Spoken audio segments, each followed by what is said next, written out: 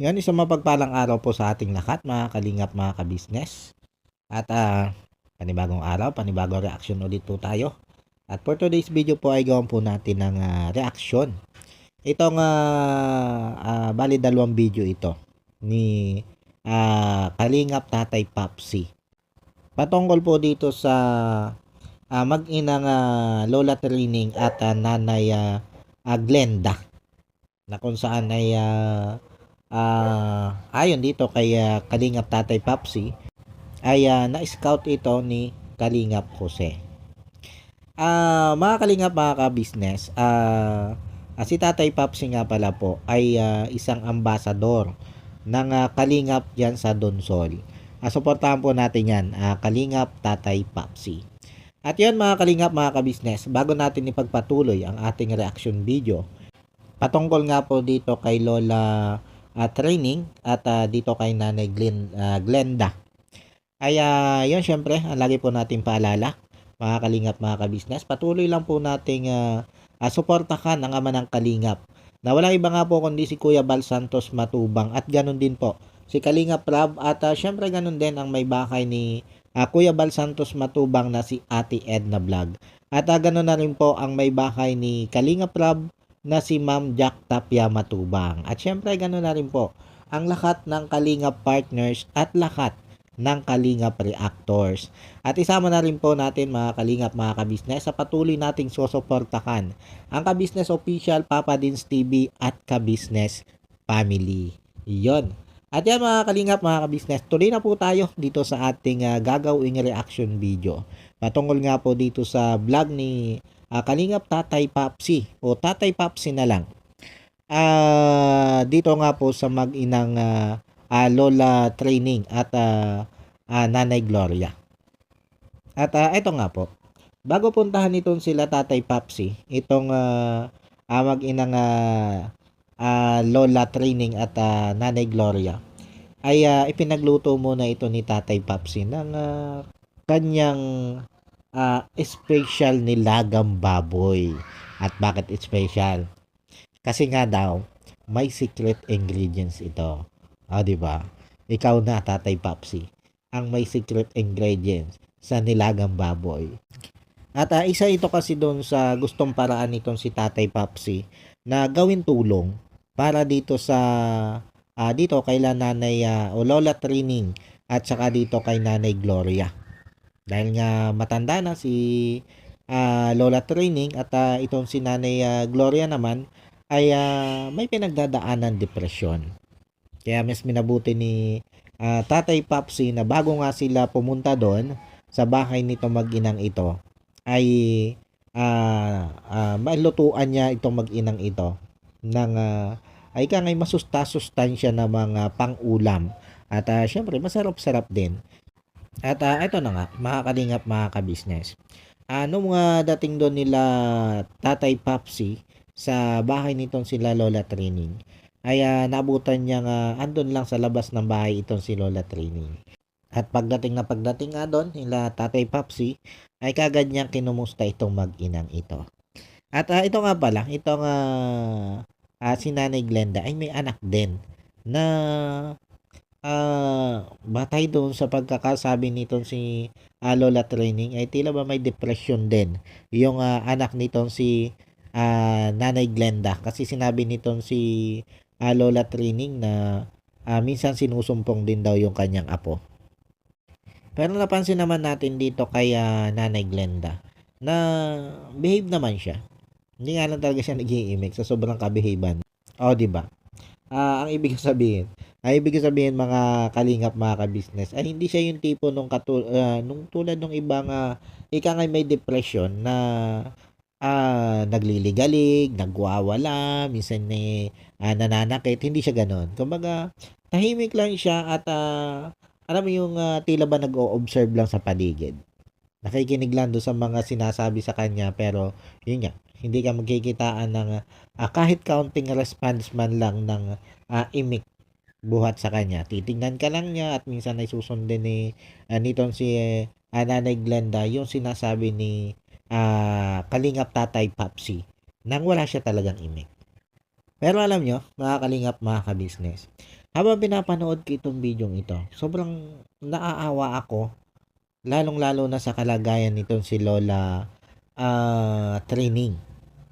Dahil nga dun sa tanda niya niyang yun, kita nyo naman kung nakalos hindi na siya makaugapay, nangangatan yung kanyang katawan. Na pag siya tumatayo ay kitang-kita nyo naman na talaga nanghihina na siya. O kulang na talaga yung lakas ng katawan niya. Tapos, ang kasama pa niya sa bahay ay isang anak niya at isang apo niya na may parehong depresyon. Sobrang nakakaawa ang kalagayan na maglololang ito. Pero dun sa depression ng apo mga kalingap, mga kabisnes, hindi ako ganun kasigurado dun ha. Narinig ko lang kasi dito kay Lola Training na yung kanyang apo ay minsan ay sinusumpong din. Ibig sabihin ay meron din siyang depresyon. Yun yung pagkakaunawa ko doon, mga kalingap, mga kabisnes. Pasensya na po kung ako'y mali doon sa aking pagkakaunawa. Pero yun yung pagkakasabi nito si Lola Trining eh. Pero ayon dito kay Lola Trining, yung kanyang apo ay nakatapos ng high school. At kinuha pa nga daw ito nung kanyang ama na isang army o sundalo para pag-aralin nga daw ng pagsusundalo din. Yun yung pagkakabanggit dyan ni Lola Training. At yun nga lang, hindi natuloy. Alam nyo mga kalingap, mga kabisnes, habang ini-interview ito ni Tatay Papsi, itong itong si Lola Training, ang tumatakbo sa isip ko, ay wala bang ibang anak itong si Lola Training na pwedeng tumulong sa kanya? Ang anak ba nito ay si ate, itong si nanay Brenda lang. At wala na siyang iba maaasahan. Pero dito, sa pag-interview nga ito ni Tatay Papsi, ay nabanggit ni Lola Training na meron pa siyang ibang mga anak. At yung iba nga ay nasa probinsya. At yung isa yata ay isang apo yata ang nandoon sa Bicol. Kung hindi ako nagkakamali. At yun nga lang, may kanya-kanya na rin buhay o pamilya yung kanyang mga anak at sadlak din sa kahirapan. Kaya wala ding maitulong sa kanila. At ito naman lupa na kanilang tinitirikan ng bahay ay kung tutuusin ay sarili nila. Kaya nga lang ay may malaki din silang problema dito sa lupang ito. Dahil ang lupang ito ay nakasangla nga daw ng 175,000 pesos. At ito yung isa sa pinoproblema nitong si Lola Training. At ang gusto nga sana niya na baka na bago man lang siya mawala dito sa mundo ay matubos niya itong lupa niyang ito at yung kanyang mga anak ay mapag-ipon niya dito. Magkakasama sila. Yun yung pangarap nitong si Lola Training. Isang pangarap na ika nga sa kalagayan, sa nakikita nating kalagayan nila, ng pamumuhay nila, ay parang ika nga suntok sa buwan para matupad. Pero, kung halimbawa, na may isang, o hindi lang isa, maraming mga kalingap supporters na makapanood dito sa naging vlog na ito ni Kalingap Tatay Papsi.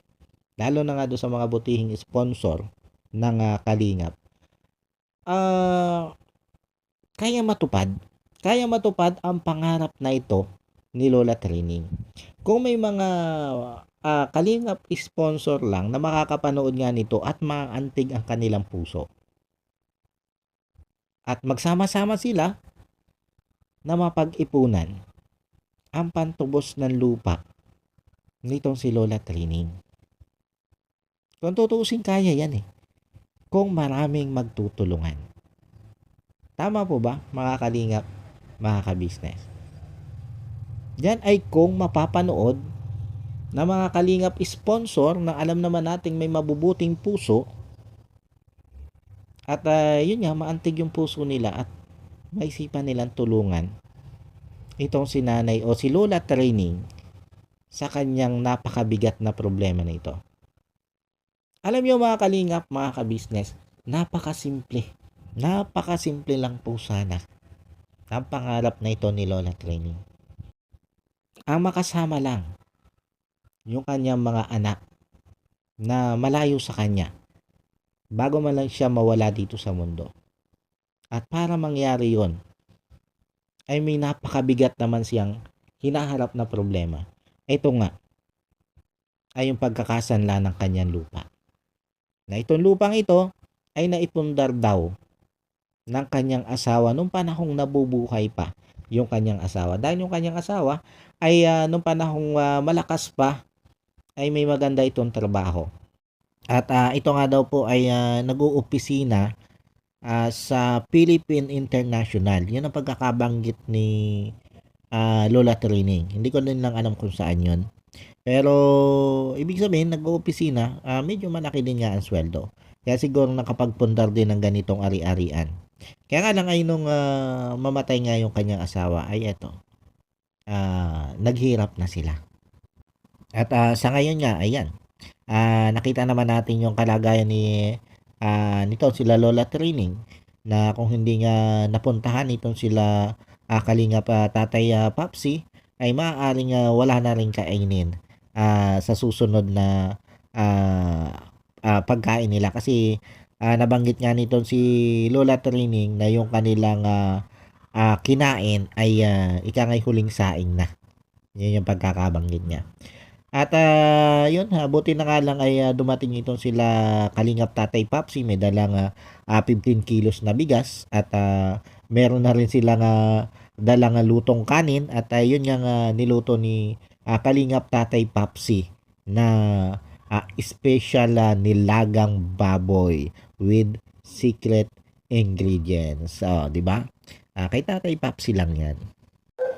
At pagkalapag ng kanilang mga pasalubong na ito para dito kay na Lola Training at Nanay Glenda ay kagad nang pinakain nitong sila Kalingap Tatay Papsi mag-inang ito. Para nasa ganun ay makakain naman sila nung medyo masustansyang pagkain. Kasi sabi ni Lola Training ay ang kanilang ulam lang daw ay tuyo. Ay syempre iba-iba naman nga itong may makakain na silang baboy at plus may gulay pa. At syempre masustansya ito kaysa dun sa tuyo. At tama naman si Kalingap Tatay Papsi na mas kailangan talaga ng mag-iinang ito o nitong si Lola Training, Nanay Gloria at saka nung anak ni Nanay Gloria ang mga ganitong klase ng pagkain. Ang masusustansyang pagkain dahil nga doon sa kanilang kalagayan. Lalo nga kita natin itong si Lola Training na yun payat ang katawan, mahina at halos nangangatal pa nga yung katawan dito ni Lola Training. At ang panawagan dito ni Kalingap Tatay Papsi ay sana may tumulong sa kanya. Sana may mga taong tumulong sa kanya para masustinihan o masuplayan niya ng pagkain itong mag-iinang ito o itong maglololang ito. Dahil yun nga, kailangan kasi nila yung masusustansyang pagkain eh. At batay din naman kay Tatay Papsi, hindi niya kaya eh. Hindi niya kaya mag-isa na araw-araw mapaabutan ito ng masasarap na pagkain at masusustansya. Halimbawa yung mga isda, paminsan-minsan karne, gulay, yung mga ganong pagkain. Kasi ang plano dito ni Kalingap Tatay Papsi ay yun bang ipagluluto niya araw-araw itong sila Lola Training. Kasi hindi daw ito kalayuan dito sa landing pad ng Donsol. Kaya kayang-kaya niya natsagain ito na ipagluto araw-araw at hatidan na lang dito ng kanilang pagkain sa araw-araw. Yun nga masusustansya tulad ng isda, karne at mga gulay. Yun yung plano ni Tatay Papsi. Kaya nga lang, dahil maliit pa naman nga yung channel ni Tatay Papsi at hindi naman daw buwan-buwan na siya sumasahod sa YouTube, ay hindi niya ito kaya na walang tulong. Kaya nga yun yung panawagan ni Tatay Papsi na sana may mga mabubuting puso na makapanood nitong kanyang video na ito dito sa maglololang ito. At maantig na kahit sa dun naman lang sa una niyang plano na mahatidan araw-araw ng kahit pang ulam lang, kasi sabi niya yung bigas madali na eh. Yung pang araw-araw na masusustansyang pang ulam lang para dito sa maglololang ito. Yun man lang may makatulong siya. At sana naman niya ay may makapanood na mga mabubuting puso na medyo ika nga ay nakakaangat sa buhay at makatulong dito kay Tatay Papsi para doon sa napakaganda niyang layunin na yon, sa napakaganda niyang plano para dito nga kay Lola Training. Di ba mga kalingap, mga ka-business? Ang sarap lang sa pakiramdam na habang sinasabi yan ni Tatay Papsi, yung mga plano niyang yan, ay ramdam na ramdam mo sa kanya yung totoo niyang concern dito kay na Lola Training, dito kay Ate Glenda, at doon nga sa anak ni Ate Glenda. At sana sa mga makakapanood ng bidyong ito ni Tatay Papsi at maging dito sa reaction video kong ito, sana yung mga taong makakapanood nito na medyo ika nga ay kayang tumulong kahit sa maliit na bagay, sana ay maantig yung puso nila at matugunan nila yung panawagang ito ni Kalingap Tatay Papsi. Diba? Yung kasi pagtubos dun sa lupa nitong si na Lola Training, medyo mahirap-hirap yun eh. Ika ngaya ang makakagawa lang nun, ang makakatulong lang dito kay Kalingap Tatay Papsi ay yung mga sponsor na malalaki nito sila Kalingap Rob. Yung tipong makakapagbigay ng 10,000, 20,000 hanggang sa mabuo yung 175,000. Pero itong plano ni Kalingap Tatay Papsi na pagpapakain araw-araw, paghahatid ng masasarap at masusustansyang ulam para dito sa mag-iinang ito, dito sa maglololang ito, ay yun man lang. Yun man lang ay may kaagarang tumugon sana sa panawagan yan ni Kalingap Tatay Papsi. At yung ano po mga Kalingap, mga ka-business, yun. Hanggang dito na lang muna po itong ating reaction video patungkol nga po dito sa vlog na ito ni Kalingap Tatay Papsi. At yun muli po, maraming salamat po sa patuloy nyo pong pagsuporta sa aking mga ginagawang reaction video. At yun, bago po tayo tuluyang magtapos mga Kalingap, mga kapapi, syempre lagi po natin paalala na patuloy lang po nating suportahan ang ama ng Kalingap na walang iba nga po kundi si Kuya Bal Santos Matubang. Ganon na din po si si Kalingap Rob, at syempre ganon din si Ate Edna Vlog, ang may bakay ni Kuya Bal Santos Matubang. At syempre ganon na rin po ang may bakay ni Kalingap Rob na si Ma'am Jack Tapia Matubang. At syempre, ganun din po ang lahat ng mga Kalingap partners at lahat ng Kalingap reactors. At yan, si Tatay Papsi, suportahan din po natin, mga Kalingap, mga ka-business, para naman nasa ganun ay makatulong din tayo sa kanyang mga adhikain. At yun, isama na rin po natin sa patuloy po nating susuportahan ang Ka-Business Official, Papa Dins TV at Ka-Business Family. At ganun din po ang lahat ng aking mga kasama reactor dito sa Ka-Business. At yun, ipaglalambing ko din po sa inyo na suportahan din po natin Erlinda Official Vlog, Blessful Balance, Pretty Mind 143, LBOFW Abu Dhabi, Nana Channel TV, Dindin Mix Vlog, Jewel Channel, Best Friend Italy, at sino pa ba? At Nora Mix Vlog. Yan, Kagwang Wakiwak Official o Kawaki TV. Yan, dalawa yan eh. Isang Kagwang Wakiwak Official at isang Kawaki TV. Suportahan din po natin yan, mga Kalingap, mga ka-business. At syempre ganun din po si It's Me Bebang Official. Pasupport din po yan. At ganun din po ang lahat ng Kagwang ni ka-business. Yan. Marami po sila kaya hindi ko na po maisa-isa. Si Kagwang Wakiwak lang ang aking na-promote. Pero lahat po ng Kagwang ng ka-business, suportahan po natin yan. At yun, paano po mga Kalingap, mga ka-business, maraming salamat po ulit.